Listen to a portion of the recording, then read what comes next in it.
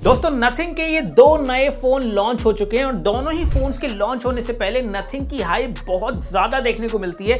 तरह तरह के लीक्स आते रहते हैं, बहुत सारे अपडेट्स आते रहते हैं। हमारे पास ये फोन 20 दिन पहले आ गए थे तो हमने इन फोन्स की प्रॉपर टेस्टिंग कर डाली है। सारे फीचर्स निकाल के आपको बताने वाले हैं। 30 से भी ज्यादा फीचर्स आपको पता चलेंगे, कुछ नए कुछ पुराने। शुरुआत करते हैं इन दोनों फोन्स के डिजाइन के साथ। नथिंग के फोन्स में डिजाइन हमेशा काफी यूनिक होता है और उनका एक स्टाइल स्टेटमेंट बन चुका है। कुछ वैसा ही यहाँ पे भी इन दोनों फोन्स में फॉलो किया गया है। 3A के अंदर आपको एक राउंडेड रेक्टेंगल वाला कैमरा मॉड्यूल मिल रहा है। इसमें भी मेटल और ग्लास का यूज किया गया है। दोनों ही फोन्स में आपको पीछे की तरफ 3 कैमरास मिल जाते हैं। यहाँ पे आपको 50 मेगापिक्सल का कैमरा मेन मिलता है, उसके बाद 50 मेगापिक्सल का पेरिस्कोप कैमरा मिलता है, 8 मेगापिक्सल का वाइड एंगल कैमरा मिलता है। 3A में 50 मेगापिक्सल का मेन कैमरा है। इसके बाद यहाँ पे 50 मेगापिक्सल का टेलीफोटो कैमरा मिल रहा है, 8 मेगापिक्सल का वाइड एंगल कैमरा है। ओवरऑल फोटो दोनों के प्राइमरी कैमरा से अच्छी आ जाती है, चाहे वो पोर्ट्रेट फोटो हो या फिर एक नॉर्मल फोटो हो। लो लाइट में थोड़ी नॉइज दिखती है। सेकेंडरी कैमरा, इसमें आपको पेरिस्कोप मिलता है और यहाँ पे टेलीफोटो कैमरा मिलता है।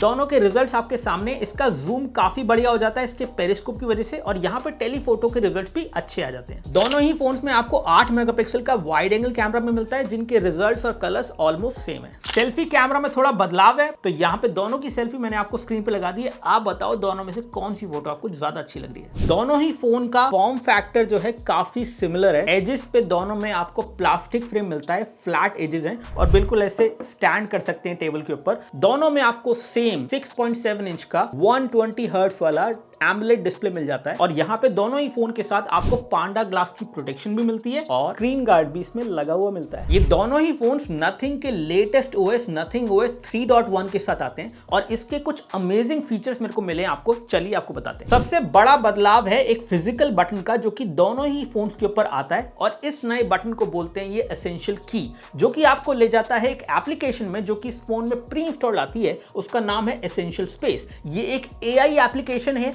और ये काम करती है तब जब आप किसी भी चीज का स्क्रीनशॉट लेते हैं। उस स्क्रीनशॉट में जो कुछ भी होता है उसको ये समराइज कर देता है, इंटेलिजेंटली AI को यूज करके एक्शन पॉइंट्स बना देता है। या फिर अगर कोई ईमेल है जिसके अंदर कोई कैलेंडर इनवाइट है तो आपके कैलेंडर में वो इनवाइट को ऐड भी कर देता है। फोन यूज करते हुए आप कुछ भी पढ़ रहे हो, कोई वीडियो देख रहे हो या फिर कोई भी और स्क्रीनशॉट आप ले रहे हो तो वो ये सेव कर लेता है। साथ में एक ऑडियो नोट भी सेव कर लेता है जब भी आप इस की को दबाते हो, ताकि उसके साथ आपका ऑडियो इंफॉर्मेशन भी सेव हो जाए और उसको ट्रांसक्राइब भी कर देता है। दोनों ही फोन्स में अब AI वॉलपेपर आ चुका है, जिसको आप एक्सेस कर सकते हैं सेटिंग्स के अंदर कस्टमाइजेशन में और वहां पे आप मोर वॉलपेपर पे क्लिक करेंगे तो आपको AI वॉलपेपर का ऑप्शन मिल जाएगा वॉलपेपर स्टूडियो में, जहां पे आप एक AI वॉलपेपर बना सकते हैं 2 अलग-अलग थीम को मिक्स करके और ये बहुत ही कूल लगते हैं। और अगर आप चूज नहीं करना चाहते तो सरप्राइज मी पे क्लिक करो, ये ऑटोमेटिकली आपको एक नया वॉलपेपर बना के देता है। डिस्प्ले के अंदर आप हाई रिफ्रेश रेट पे इसको फोर्स कर सकते हो। बाय डिफॉल्ट वो डायनेमिक होता है, आप इसको हाई पे सेट कर दोगे तो 120 हर्ट्ज पे ही डिस्प्ले चलेगा।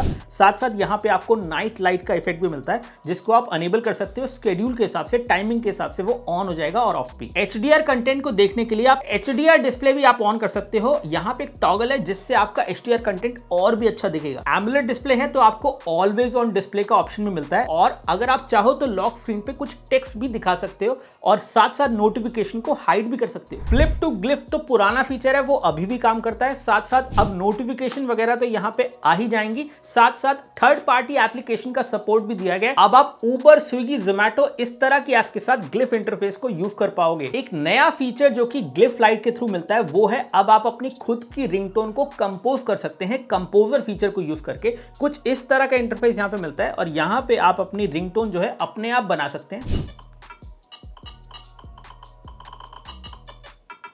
इस पैटर्न में आपकी ग्लिफ लाइट जलेगी और साउंड भी ऐसी ही आएगी, एक अलग तरह की रिंगटोन बन जाएगी। इससे मुझे कुछ याद आ रहा है। और ये लाइट्स किसी भी तरह के म्यूजिक के साथ भी सिंक हो जाती है तो वो भी अपने आप में कूल लगता है। नया AI ऐप ड्रॉअर भी आ गया है जो कि कुछ इस तरह से ऐप को कैटेगराइज कर देता है। पुराने वाले स्टाइल से ये ज्यादा अच्छा लगता है और ये ऑटोमेटिकली इंपॉर्टेंट ऐप्स को अलग अलग कैटेगरी में डाल देता है और ऐप सजेशन भी आपको टॉप पे मिल जाते हैं। ऐप्स को आप हाइड भी कर सकते हो फोन पे, ऐप्स को क्लोन भी कर सकते हो। सेटिंग्स में ऐप्स के अंदर क्लोन ऐप्स का फीचर मिल जाता है, जिसमें आप ना सिर्फ नॉर्मल ऐप्स, इवन गूगल की ऐप्स को भी क्लोन कर सकते हो, यूट्यूब को भी, और बाकी और ऐप्स भी क्लोन हो जाती है। एप्स को हाइड करने का तरीका काफी आसान है। एप्लीकेशन ड्रॉअर की सेटिंग्स में जाइए, 3 डॉट पे क्लिक करके, और वहां पे आपको हाइड एप्स का ऑप्शन मिलेगा। उसके बाद जो भी एप्स के आइकन आप हाइड कर देंगे वो एप्लीकेशन ड्रॉअर और लॉक स्क्रीन, होम स्क्रीन सब जगह से हाइड हो जाएंगे। नथिंग के इन नए फोन्स को एनहांस करने के लिए आप एक नया आइकन पैक भी आप इंस्टॉल कर सकते हैं, जो कि नथिंग की तरफ से ऑफिशियली आ चुका है। उसके लिए आपको इंस्टॉल करना है, साथ साथ अपने सॉफ्टवेयर को इस वाले वर्जन पे अपडेट कर लेना है। इसके बाद सेटिंग्स में कस्टमाइजेशन के अंदर आइकन पैक में जैसे आप जाएंगे तो आपको नथिंग आइकन्स के नाम से एक नया पैक मिलेगा,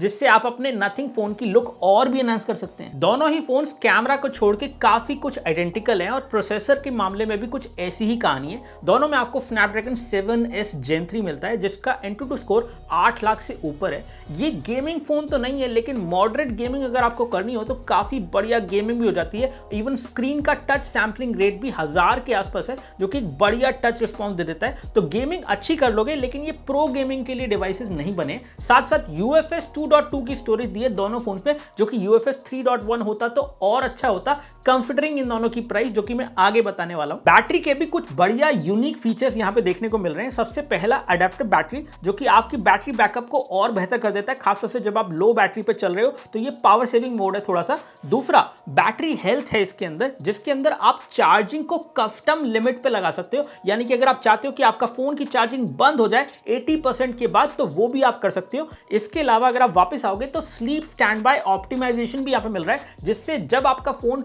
नॉर्मल आइडल स्टेट में है तो बैटरी ड्रेन कम होता है अगर आप उसको अनेबल कर लो। और चार्जिंग असिस्टेंट भी मिल रहा है, जो कि अगर आप अपने फोन को चार्ज कर रहे हो और ठीक से वो चार्ज नहीं हो रहा है तो उससे रिलेटेड नोटिफिकेशन भी स्क्रीन पे आ जाती है। एक्सेसिबिलिटी में कुछ बढ़िया फीचर्स देखने को मिल रहे हैं, जैसे कि एक्स्ट्रा डिम मोड। ये तब बहुत काम आता है जब आप रात को कुछ भी पढ़ रहे हैं और आपकी आंखों पे स्ट्रेन ना पड़े, तो आप एक्स्ट्रा डिम मोड को यहां से एनेबल कर सकते हैं। कैप्शन तो आजकल सभी फोन में आते हैं। जब भी आप कोई यूट्यूब वीडियो देख रहे हैं या कोई और वीडियो देख रहे हैं और वो किसी और लैंग्वेज में है, तो आप उसके कैप्शन देख सकते हैं इंग्लिश में। लेकिन इस वाले फोन में कुछ नया देखने को मिल रहा है, वो है कैप्शन प्रेफरेंसेस। अगर आप चाहें तो कैप्शन प्रेफरेंसेस में उसका साइज, फॉन्ट, ये सब तो डिफाइन कर सकते हैं। साथ साथ लैंग्वेज भी सिलेक्ट कर सकते हैं कि किस लैंग्वेज में आपको कैप्शन चाहिए। स्पेशल फीचर्स में आपको कुछ एक्सपेरिमेंटल फीचर भी मिलते हैं, जैसे कि एयरपॉड का सपोर्ट मिल जाता है, जिससे उनका आइकन आएगा और साथ में बैटरी की इंफॉर्मेशन भी आएगी।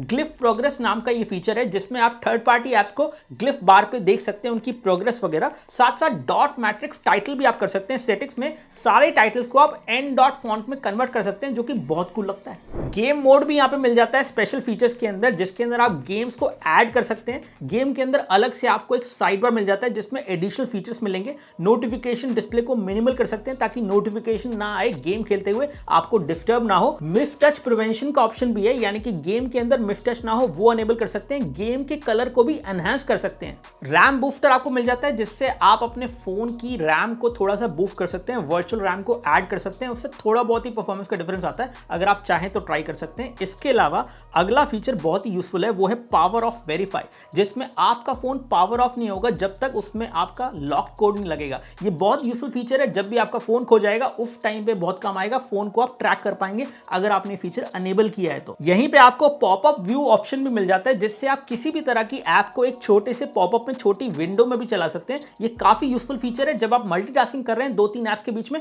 तो ये बहुत काम आता है। इसमें आप एक्सपैंड नोटिफिकेशन को अनेबल करके कोई भी नोटिफिकेशन आती है, अगर आप उसको एक्सपैंड करते हैं तो वो ऑटोमेटिकली पॉपअप व्यू में चला जाएगा। दोनों ही फोन में 5000 mAh की बैटरी है, जिसका बैकअप भी अच्छा मिल जाता है। दोनों में 50 वॉट की वायर्ड चार्जिंग का सपोर्ट भी मिलता है। वायरलेस चार्जिंग तो ये लोग देते ही नहीं है, और चार्जर आपको पैकेज में मिलेगा नहीं, लेकिन ओवरऑल बैटरी बैकअप दोनों ही फोन्स का अच्छा है। 5G का पूरा सपोर्ट मिलता है। प्लास्टिक फ्रेम होने के साथ 360 डिग्री 5G का एंटीना भी है, तो सिग्नल का कोई इशू फोन में नहीं आता। दोनों ही फोन में आपको ब्लूटूथ का 5.4 मिल जाता है, और NFC भी मिलता है दोनों ही फोन्स में। दोनों में ही आपको high definition mics, dual stereo speakers और साथ साथ IP64 की रेटिंग भी मिलती है। डिस्प्ले यहाँ पे 10 बिट का है और HDR डिस्प्ले सपोर्टेड है। ब्राइटनेस भी 1300 निट्स की चली जाती है। पीक ब्राइटनेस 3000 निट्स की है। दोनों का ही डिस्प्ले इंडोर हो या आउटडोर, दोनों में ही अच्छे से काम करता है। सॉफ्टवेयर अपडेट्स में दोनों में एंड्रॉइड 15 प्रीलोडेड आ रहा है, 3 साल के एंड्रॉइड अपडेट्स मिलेंगे, साथ साथ 6 साल के सिक्योरिटी अपडेट्स भी हैं, जो कि दोनों ही फोन को सॉफ्टवेयर के हिसाब से स्टेबल बना देते हैं। नथिंग का 3A तकरीबन 25,000 के आसपास आएगा और ये वाला 32,000 के आसपास आएगा। एक्सचेंज वगैरह लगा के 2,000 तक का डिस्काउंट भी आपको मिल जाएगा पुराना फोन देने पर।